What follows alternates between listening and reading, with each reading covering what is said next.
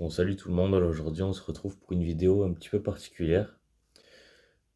En fait, je vais vous expliquer pourquoi j'ai commencé YouTube, TikTok, etc., ce que ça m'a apporté et tout ça. Donc moi j'ai commencé la muscu il y a un an, enfin un petit peu plus d'un an maintenant, j'ai commencé en février 2023. Enfin j'avais déjà un petit passé avant, mais je considère pas que c'était vraiment de la muscu, parce que j'y allais une fois par semaine, voire pas du tout.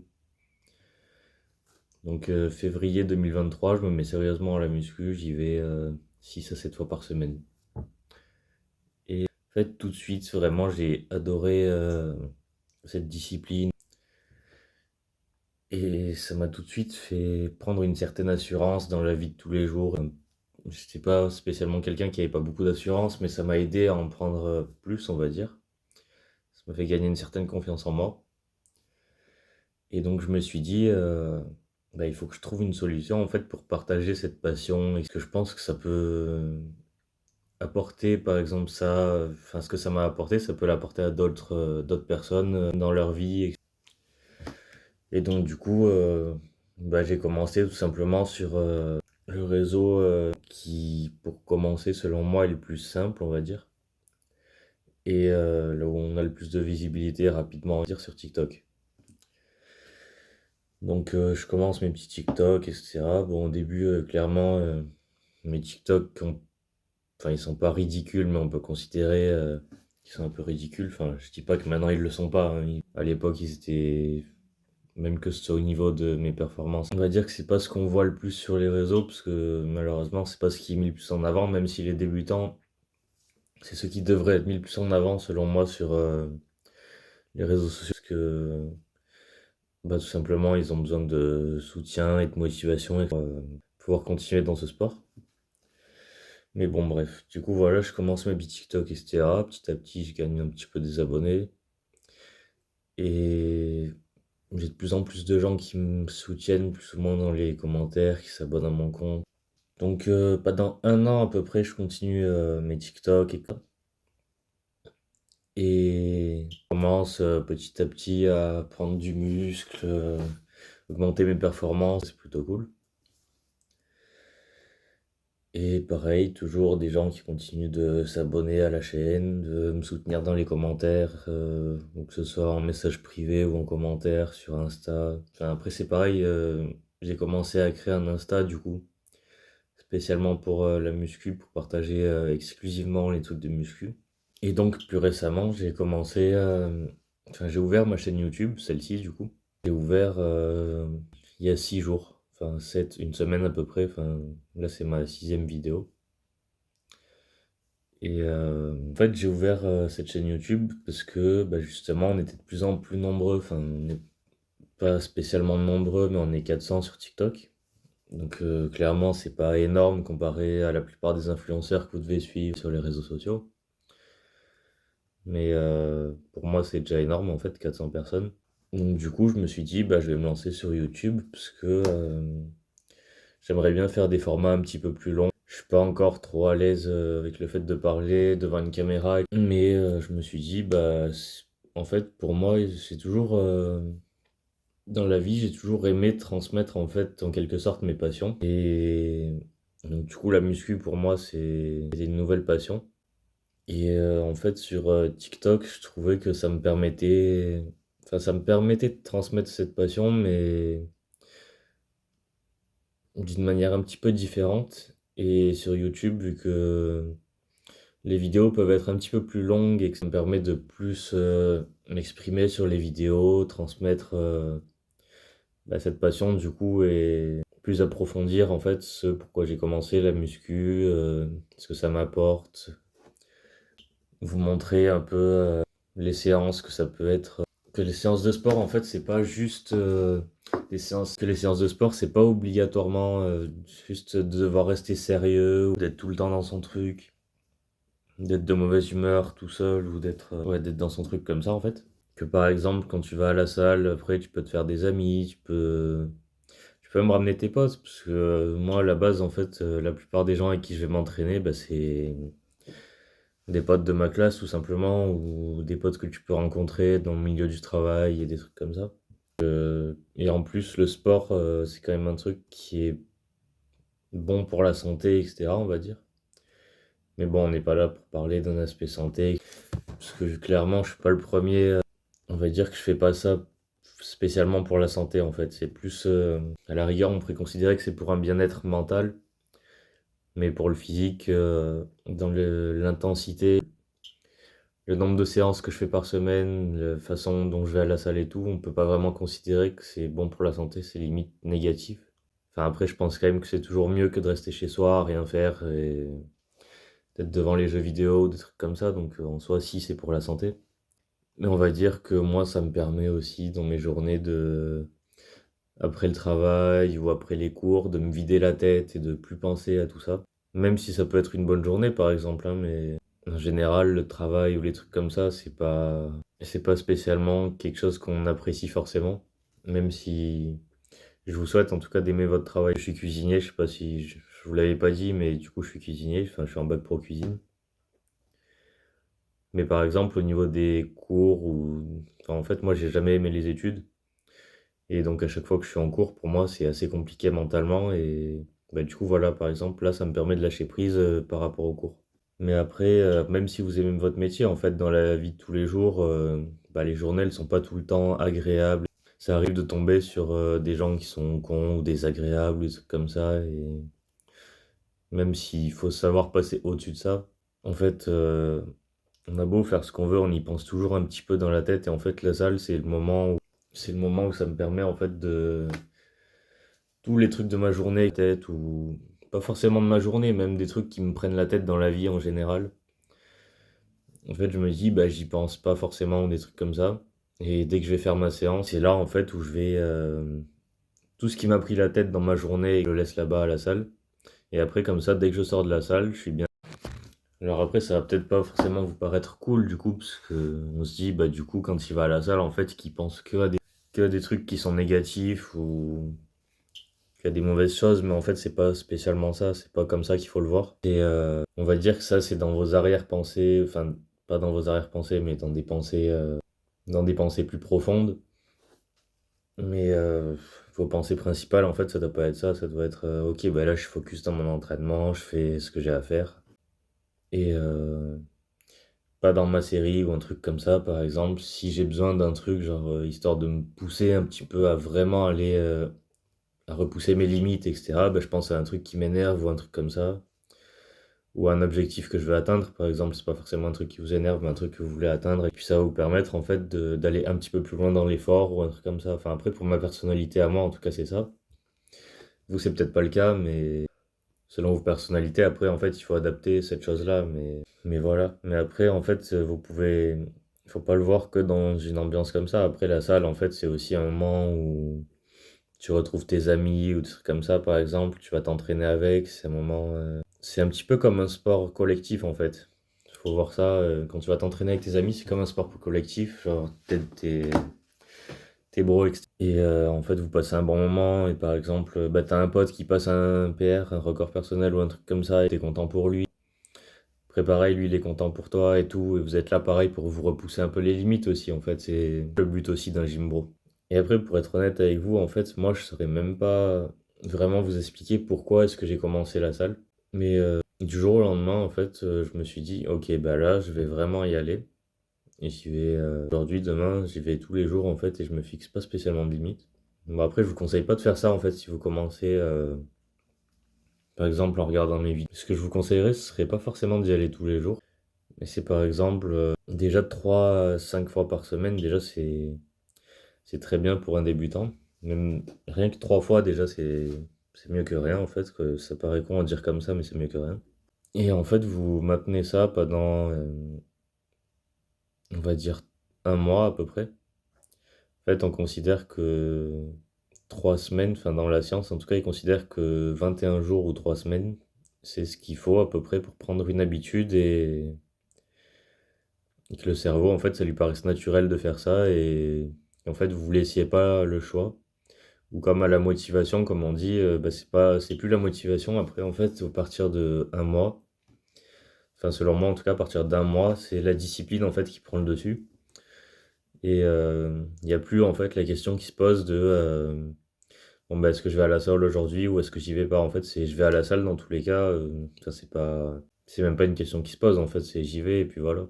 Alors après bien sûr, ça doit pas être non plus une obligation en fait, si jamais il y a un jour où vous vous sentez pas bien ou un truc comme ça, où vous êtes vraiment trop fatigué ou un truc comme ça, bah vaut mieux se laisser un jour de repos ou un truc comme ça. Après, il faut savoir écouter son corps aussi. Mais si c'est par exemple juste une question de flemme ou un truc comme ça, mais qu'en réalité vous savez que... Enfin, de toute façon, à partir d'un mois, en fait, après tu sais que ton corps, il a...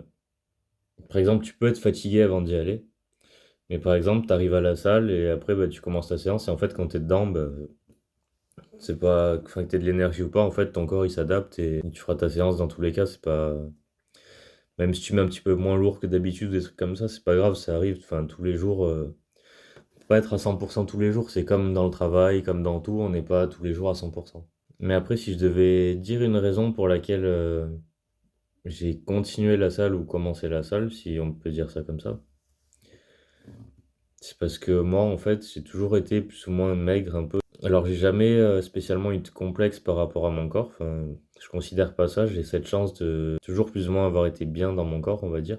Mais la salle, ça m'a permis de pouvoir apprécier mon corps, en fait, et de faire en sorte qu'il se développe et de l'apprécier de plus en plus, en fait. Parce que dès que ton corps il commence à progresser, etc., en fait, dès que tu vois les progrès et tout, ben, en fait, ton corps, tu l'apprécies encore plus. Et puis surtout, ce qui est important, en fait, dès que tu commences la salle, c'est de prendre des photos dès le début, même si t'aimes pas ton corps. Je pense que surtout quand t'aimes pas ton corps au début, faut prendre des photos, etc. Et, euh, et par exemple, au bout d'un an, moi, par exemple, enfin, même au bout d'un mois, en fait, tu verras déjà une différence. Et c'est là, en fait, où tu seras fier. Parce qu'aujourd'hui, en fait, je considère pas forcément que je suis fier du physique que j'ai, parce que bah, c'est pas encore l'objectif que je me suis fixé. Et de toute façon, je pense que dans ce sport, on n'atteint jamais réellement son objectif. Mais je suis fier du travail que j'ai fourni, etc. et de mon évolution. Et puis surtout, en un an, en fait, je sais tous les efforts que j'ai réellement fournis, tous les jours où je suis allé à la salle, toute la sueur que j'ai versée. Bah, en fait, ça me donne simplement pas envie d'arrêter, parce que bah, je progresse toujours, même si la progression, certes, elle est plus aussi rapide que, par exemple, le premier mois ou les trucs comme ça. Là, forcément, c'est les trucs où je vais progresser le plus vite. Mais en fait, il y a toujours une progression et que on peut presque devenir accro en fait à cette progression constante et ce besoin de toujours devenir plus fort, toujours devenir plus musclé ou plus fort ou d'avoir un meilleur physique. Donc après, on peut considérer que il y a deux façons de le voir en fait. Il y a comme la majorité des gens dans la société actuelle le voient, ils voient ça comme une addiction et comme quelque chose de négatif.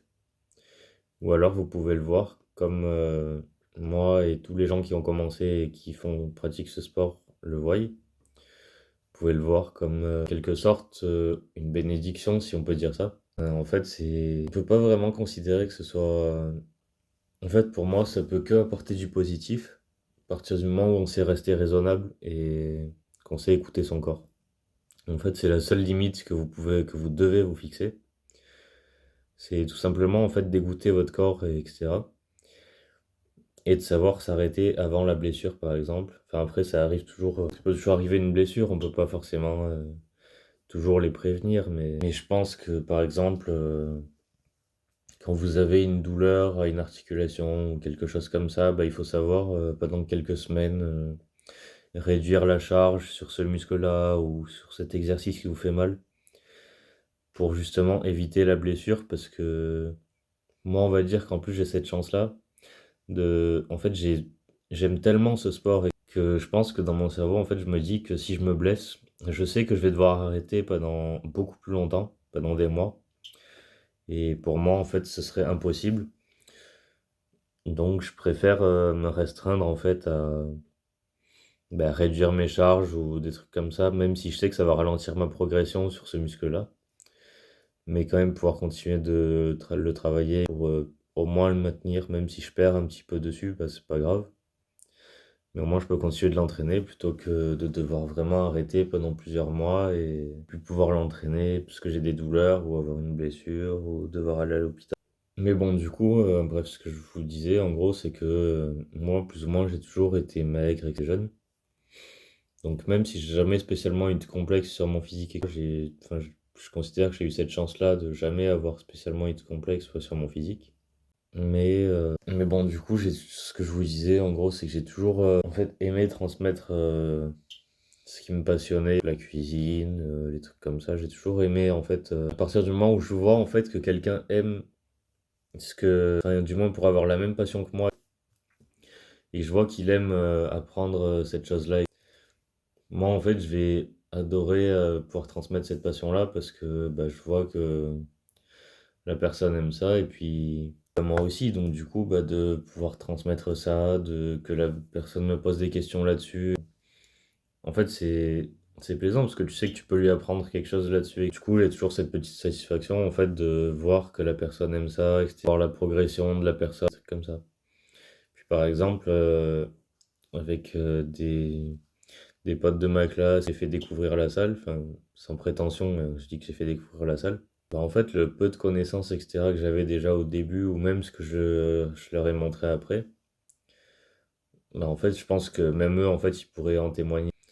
En fait, ça se voit quand j'en parle et que j'aime leur apprendre des trucs là-dessus, et qu'on me pose des questions là-dessus, et bah, tout simplement parce que moi, c'est une de mes passions, la musculation, et du coup, bah, forcément, quand on me pose des questions dessus, bah, moi, ça me fait plaisir, parce que du coup, je vois que la personne est passionnée aussi, et du coup, bah, moi, ça me fait plaisir de lui apprendre. Et donc, du coup, bah, avec les réseaux, pour moi, c'est un petit peu, en quelque sorte, une façon de pouvoir transmettre cette passion, etc., aux gens qui me suivent. Donc, en fait, en transmettant cette passion, si vous voulez que je vous fasse une image, en gros, c'est... En fait, vous êtes, par exemple, la personne à qui j'apprends. Et par exemple, avec les commentaires, on peut considérer que c'est les questions que vous pourrez me poser. Les likes, c'est en quelque sorte la façon pour montrer que vous aimez ça. Et puis voilà, enfin, même avec les questions, en fait, ça se voit, les commentaires, ça se voit. Mais voilà, en gros, pour vous donner une image, c'est ça.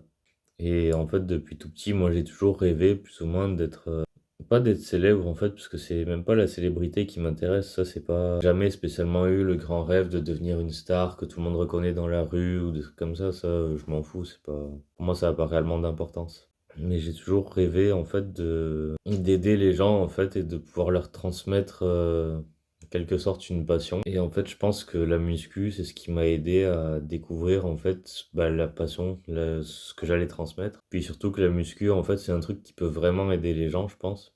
Parce que, bah, il y a plein de gens qui se sentent pas très bien dans leur corps, ou qui sont pas forcément, qui ont pas forcément confiance en eux, en fait, surtout, à l'adolescence, etc. En général, c'est pas là où on est le mieux dans notre corps, etc. Et le moment où on est plus à l'aise dans notre vie. Ben, en soi, en fait, on pourrait dire que je m'inspire. Enfin, il y a plein de gens en fait qui ont aidé ça, plein d'influenceurs muscu qui ont aidé, genre Thibaut InShape, David Lade, Nassim. Enfin, il y a plein de gens comme ça en fait qui. Sam Sulek plus récemment, ou des gens comme ça qui font du contenu muscu un peu similaire à celui que je fais. Mais bon, après. Mais comme je vous l'avais dit l'autre jour dans la voiture quand j'ai été faire le leg day, en fait, pour moi, il n'y a jamais trop d'influenceurs qui font un truc en particulier. Parce qu'on a tous en fait une personnalité plus ou moins différente. Et les abonnés, les gens comme ça, en fait, je pense que par exemple, ils peuvent se reconnaître dans un certain influenceur et pas forcément dans un autre. Et pareil dans le cas inverse. Et donc du coup, bah, c'est pour ça que plus ou moins j'ai, on va dire, commencé dans cette idée-là de faire du contenu sur la muscu, etc. Même s'il y a déjà pas mal de gens qui font du contenu un peu similaire à celui-là, mais tout en apportant ma petite touche à moi en fait, avec ma personnalité, etc. Donc qui va pas forcément bah, pas être pareil que les autres. Donc du coup voilà, je pense que j'ai tout dit plus ou moins de ce que je voulais vous expliquer, etc. pour ma chaîne YouTube, enfin et plus ou moins à moi, sur moi en général. Donc je pense que je vais arrêter la vidéo et puis bah, toujours en fait, n'hésitez pas à liker, vous abonner, parce que vraiment en fait c'est... Je sais que tous les influenceurs, etc. et tout, en fait, ils vous le disent. Et votre situation, et même je suis encore dans votre situation, hein, parce que j'arrête pas pour autant de regarder les autres youtubeurs. Mais en fait, c'est vrai qu'on pense jamais à liker et s'abonner. Enfin, il y a plein de gens qui pensent pas à le faire. Alors qu'en réalité, ça prend 2 secondes et en fait, on se rend pas compte du que c'est un soutien énorme, en fait, pour, les gens qui passent du temps à faire les vidéos et cetera et puis surtout ça coûte rien donc vraiment si c'est des vidéos qu'on regarde, c'est un des meilleurs moyens de les soutenir. Aussi de partager les vidéos et cetera et d'en parler aux gens autour de vous, ça paraît tout con mais en fait juste tu parles d'une vidéo à quelqu'un et puis il en parle à quelqu'un d'autre et puis voilà. Donc du coup, n'hésitez pas à me faire vos retours en commentaire et puis toujours, me proposer, des idées de vidéos ou des choses que vous aimeriez bien voir et puis de toute façon, je réponds à tous les commentaires et puis ça me fait hyper plaisir de lire vos commentaires donc on se retrouve dans une prochaine vidéo. Normalement, la prochaine vidéo, du coup, comme je vous l'ai dit, ce sera dos biceps au Fitness Park de Gap. Du coup, on se retrouve, la vidéo, elle sortira dimanche, du coup. Donc allez, moi je vous dis à plus, ciao ciao.